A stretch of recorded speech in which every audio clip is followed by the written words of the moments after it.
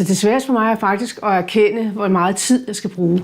Om det her var et værktøj, vi kunne bruge i forhold til at se, om vi havde et ligelønsproblem i Novozymes. Det er jo også som tillidsrepræsentanter, som har den der mulighed for at gå i gang med sådan noget og udfordre ledelsen.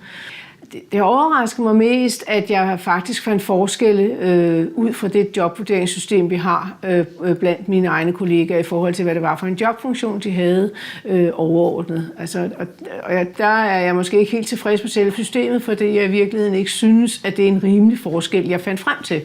Og derfor glæder jeg mig faktisk til, at jeg også får mine egne kollegaer i Laborantklubbens bestyrelse til at prøve på at vurdere det tilsvarende. Er det en rigtig objektiv jobvurdering, jeg har gjort, eller er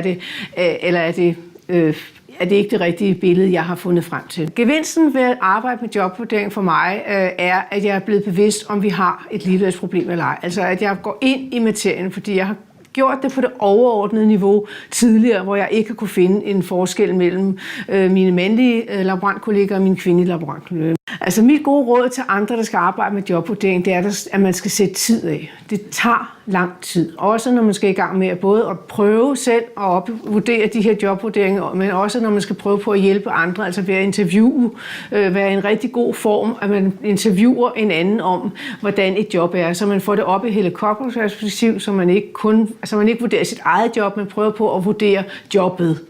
Fordi det er nok den sværeste øvelse for den enkelte, hvis man begynder, det er, at man jo selv sidder i sit eget job og synes, man er rigtig vigtig og meget værd. Altså, og det tager rigtig lang tid.